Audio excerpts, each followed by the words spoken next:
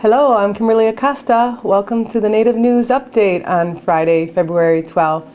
Many of the stories you hear here can be found at IndianCountryNews.com, or you can check out IndianCountryTV.com.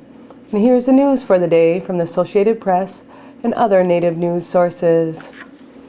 A federal judge has postponed the trial of a man charged in the 1975 killing of a fellow American Indian Movement activist on the Pine Ridge Reservation in South Dakota.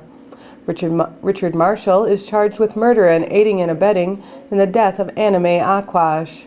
Marshall's trial was scheduled to begin February 16th in Rapid City, South Dakota, but defense attorney Dana Hanna filed a motion to delay the proceedings, and U.S. District Judge Lawrence Pearsall agreed February 11th to move the trial to April 13th.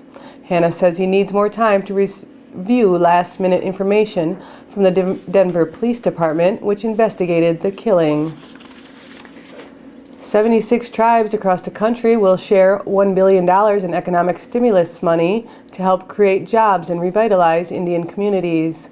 The money, announced February 11th, will allow tribes from California to Florida to issue low-interest bonds for projects such as healthcare centers, water plants, and wind farms. Deputy Treasury Secretary Neil Wolin said the tribes will be able to issue either traditional tax-exempt bonds or special Build America bonds for designated projects. Build America bonds are taxable, but interest payments are subsidized.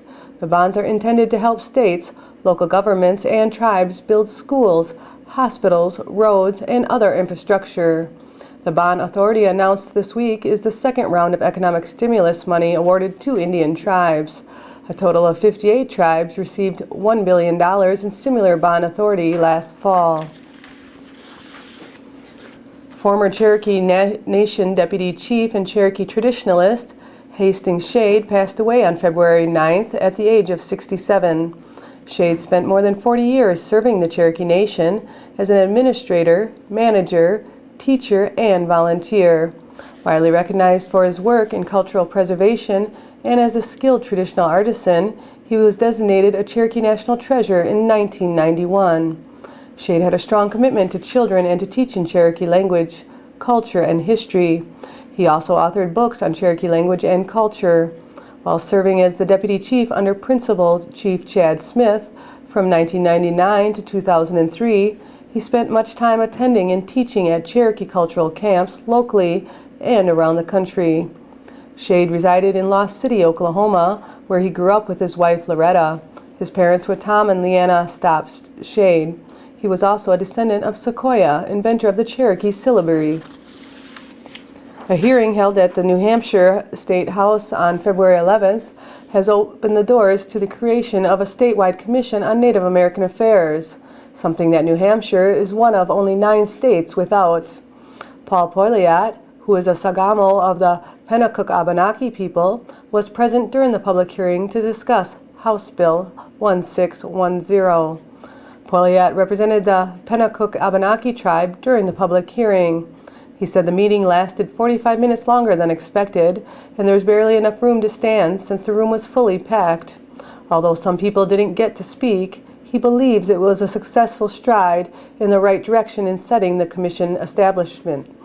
Not since colonial times has there been such an effort to establish a government relationship with Native Americans residing in New Hampshire. Nike has announced the expansion of its N7 program to Aboriginal communities in Canada.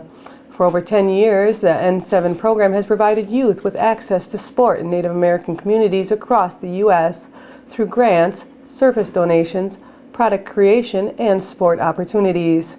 The program's expansion creates a comprehensive community program for Native American and Aboriginal populations in North America that will include access to product and support for community organizations that bring sport and physical activity to the youth. More than 360 Native American communities participate in the program.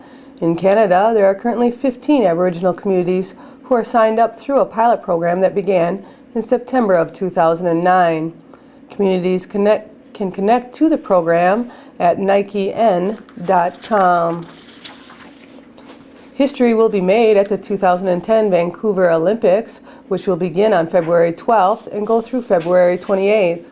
One of the reasons the Games will be historic is because there has been unprecedented Aboriginal participation in the planning and hosting of the Games for the first time in the history of the Olympics. During the Games, the Aboriginal Pavilion, an 8,000 square foot building, will include entertainment provided by Native American performers such as Buffy Sainte-Marie and Eagle and Hawk. There will also be plenty of Aboriginal food and merchandise for sale. Not only has an Aboriginal pavilion been constructed to tell the stories and celebrate the cultures of all the First Nations, Inuit, and Métis from across Canada, but Aboriginal involvement is rather prevalent in almost all aspects of the Games. From the Games official logo, mascots, official game merchandise, to the medals the athletes win. Snowboarder Caroline Calave always has been fascinated by the snow. When she was a young girl and started skiing with her family on weekends at Mount Sainte-Marie, she remembers being captivated by the thrill of moving and weaving down a mountain. But throughout her youth, she never became an alpine racer going head-to-head against the clock. She was more interested in taking lessons to become a ski instructor and coach, reaching level 3 in both, which is one step below a national rank. In her late teens, she discovered snowboarding. She quickly embraced the sport as her winter love, and at 22 became a better late than never snowboard alpine racer. Now 31, Calve's decade of commitment and determination has made her an Olympian for the first time. Calave, the only Aboriginal athlete who will compete in the 2010 Winter Olympic Games, will be competing in snowboarding's parallel. And that's the latest roundup of news from Indian Country on this edition of the Native News Update. I'd like to thank you for joining me and have a grand day.